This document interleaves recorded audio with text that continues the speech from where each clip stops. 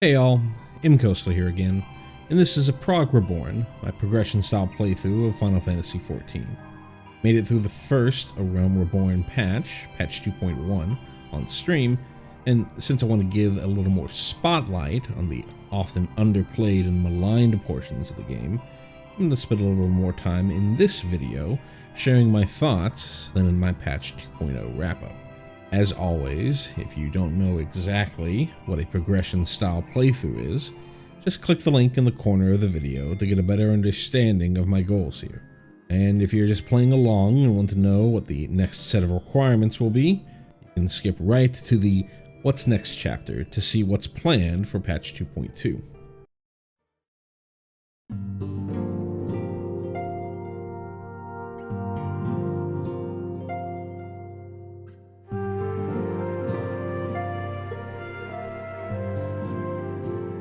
The meat and bones of the story in this patch is pretty light fare, as most 0.1 patches are after a release. It wouldn't make too much sense to immediately thrust the player back into the action, following the highlights of ousting the Garlean Empire's 14th Legion from Eorzean soil, defeating their Ultima weapon in the process.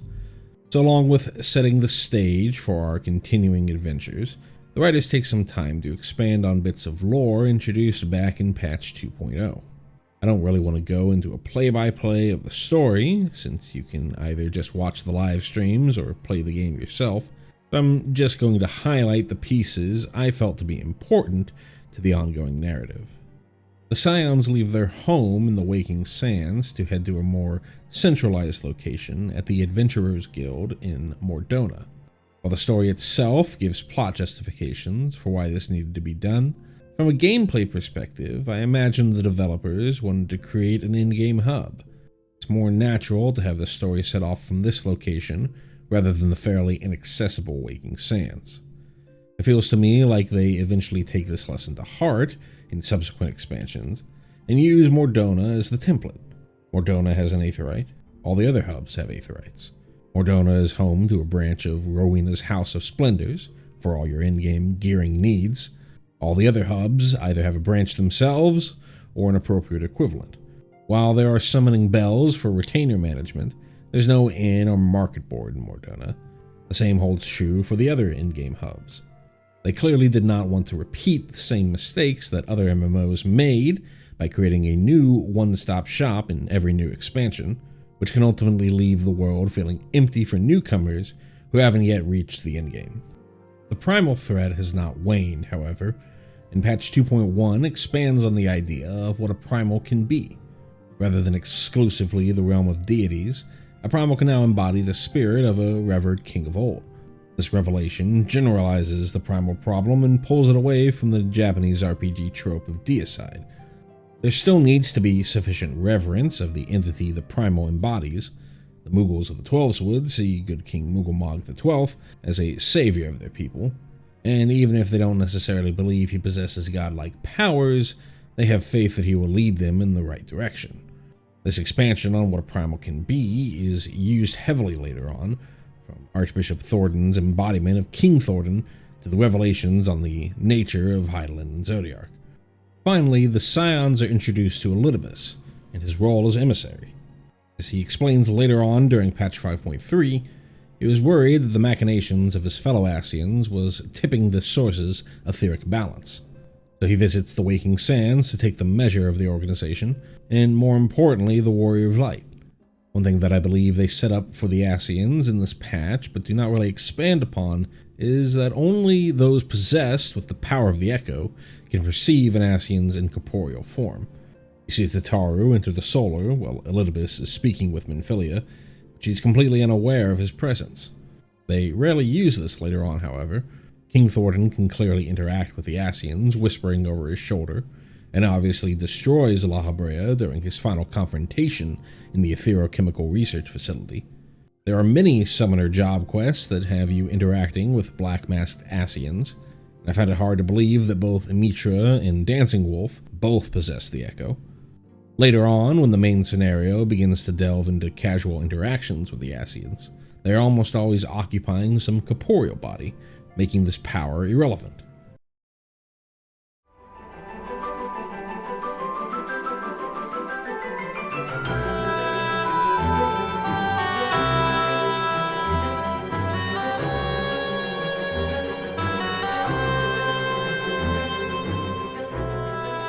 Patch 2.1 brings us our first taste of Alliance raiding.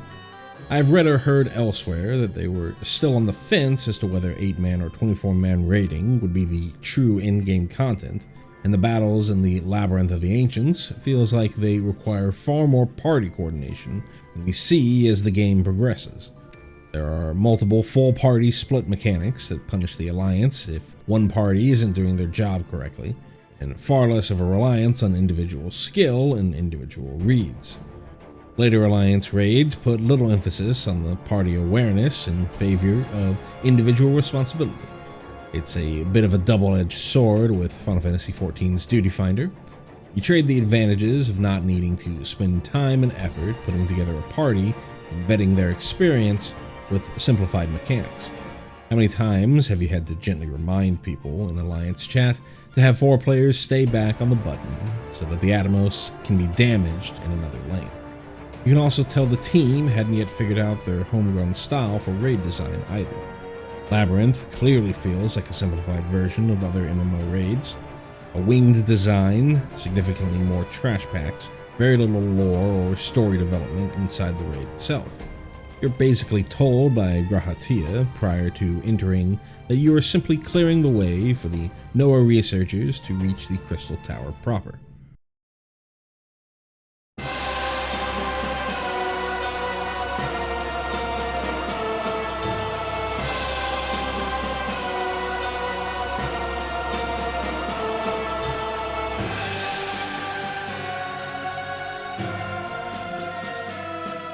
We finally got our first experience with Extreme Trials in patch 2.1, by far the most fun part of the patch grind. A few ground rules so we're on the same page. I did not run minimum item level Silence Echo, also known as Mine, for a few reasons. Number one, I was worried putting up a Mine trial on the Party Finder would take significantly longer to fill. I don't have a ton of folks showing up to the streams given my erratic schedule, so I can't simply pull from a well of chatters to fill out my party. I have to do this the honest way by making a Party Finder group and waiting it out for other folks to join. This could take anywhere from 10 minutes to 2 hours, and it made things a bit awkward. Anyone who is doing these outside of a stream doesn't really have to think about these things, but I'd like there to be a bit of cohesion to my streams since I only do them in 2-hour chunks. So while I could weave extreme attempts in between Hildibrand quests or whatever else there's available, I could end up having to hard pivot in the middle of a series of cutscenes or some other storyline to an extreme clear, which isn't totally fair to folks who expected today's stream topic to be Hildibrand. Overall, however, finding parties ended up being fairly painless. I honestly expected there to be mini streams where a party never came together and I'll have to try again the next stream. But even using Party Finder and plugging the Party Finder in the Mine Discord typically pulled together a group in about an hour, with plenty of time to work toward a clear in a single lockout. Only once did things go south, there were some additional extenuating circumstances behind that failed Titan clear. Number 2, Mine isn't truly representative of what clearing these trials on content would have felt like. Mine is typically harder than a day 1 clear. Let's look at a recent example. Patch 6.2 saw the release of the Storm's Crown trial alongside its extreme version. Minimum item level required to enter the extreme trial is 600. In the same patch, we received the newest set of craftable gear, which were all item level 610. On top of this, if you were not going for week 1 clear, you could have 1 piece or 2 accessories worth of that patch's Tombstone gear, which has an item level of 620. So you end up well ahead of the minimum average item level requirement to enter the extreme. Now you certainly can argue that there is a difference between the whole party item synced down versus everyone's item level sporadically between the minimum and maximum synced item levels. And you can argue that I should silence Echo then, since it would be guaranteed to have no Echo buff when cleared on content. But I felt simply running synced was a happy medium between being carried through unsynced and waiting for hours to only disband doing pickup group mine clears. Only my warrior was geared sufficiently for the extremes, so that's what I ended up taking in. I've also healed a few of these extremes randomly during mentor duty roulette on my main, and from a healing perspective, it's mostly been just trying my best to prioritize heals while mostly ignoring mechanics. So I think tank was the right choice, as each fight ended up having at least one tank-centric mechanic to deal with. The fights themselves were fantastic.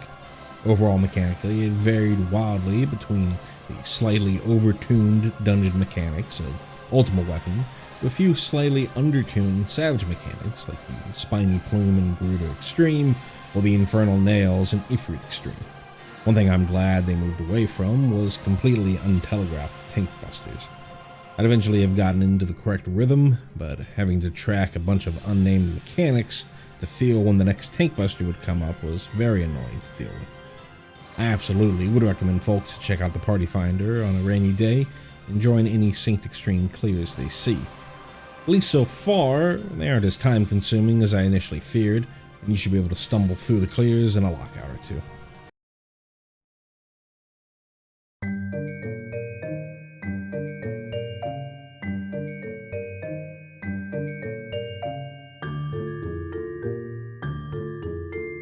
From the highlight to the clear lowlight of the patch, we need to talk about tribal quests and the reputation grind.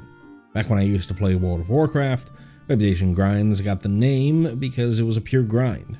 You needed to spend hours on clearing monsters in order to slowly build your standing with one faction or another in order to gain some minor yet important reward. The Realm Reborn was built on the shoulders of World of Warcraft, but it seems as if they wanted to steer clear of a few of Warcraft's pitfalls. They did not want you to gain reputation via mob grind, which pits players over a gated resource like mob spawns, and which tunnels the player base into a few designated locations that don't serve much of a purpose otherwise. So to circumvent that, they locked the reputation points behind daily quests, and limited the total number of daily quests you can complete to 12. They also did not want there to be any significant in-game rewards solely tied to these reputation grinds. Looking over the Amalja vendor, I see mostly crafting reagents and some exclusive cosmetics. Same with the Sylphic vendor. The problem is the grind now becomes time-gated. Incentive is unfulfilling. Like large portions of the rest of the game, the developers end up supplementing the lack of meaningful reward with a compelling narrative. I didn't really find either narrative to be compelling. The Sylph's underlying story, like most Sylph-related stories, doesn't have much weight. They can tell me all they want about how much pain this one will bring the Walking One's friends, and it all comes off as child's play. For the tribal quests, they lean even further into their immature nature by adding even more comic relief. At the end of the quest line, when their supposed chosen one was finally born, I kept waiting for some huge reveal or 12's changing event, but essentially the Sylphs of Little Solace are just glad things didn't get worse. The Amalja story was a bit better, with the introduction of Lunga and the attempts to find a cure for tempering, but so little actually changed at the end of the day. This might be a byproduct of replaying this content and knowing how much better these stories can be, but I was severely disappointed. So without a fine narrative to incentivize you, the lack of reward feels even more glaring.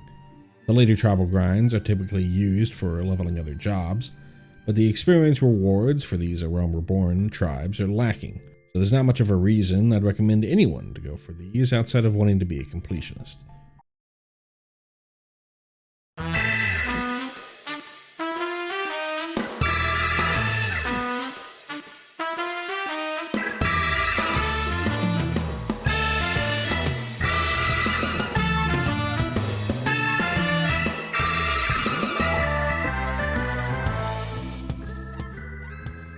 Rounding out the updates and additions in patch 2.1 were the beginnings of the Hildibrand storyline and the introduction of treasure maps. Clearing Hildibrand was one of the first bullet points I checked off this patch.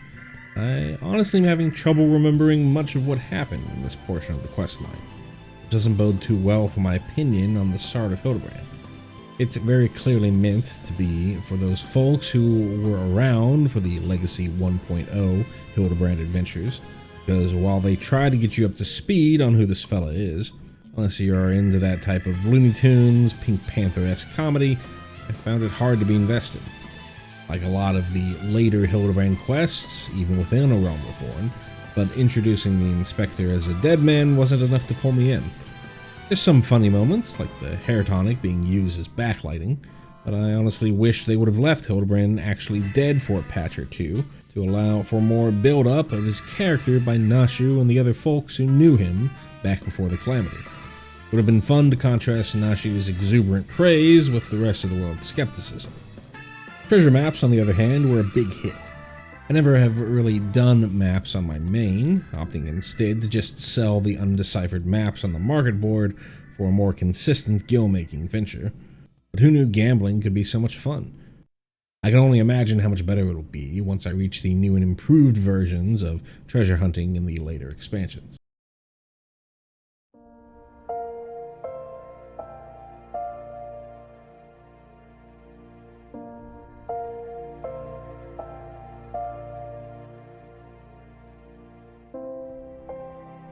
On to patch 2.2. 3 new dungeons were added into the fold, along with 4 new trials, 2 of them being extremes. One of those new trials ties in with the next round of Hildibrand quests, and from what I remember, the Hildibrand story starts kicking in at this point, so I'm glad for that. 2 more beast tribes get added to the tour, the Sahagin and the Kobolds. I remember enjoying the Kobold story, but I can't remember much about the Sahagin storyline, so it'll either be a nice refresher or I'll be gently reminded why I don't remember the Sahagin storyline. The Warrior Relic weapon gets 3 new updates in this patch, and scanning through the requirements, it looks like it'll be a bit of a grind. Additionally, there are 2 new side features added in patch 2.2, sightseeing logs and big fishing.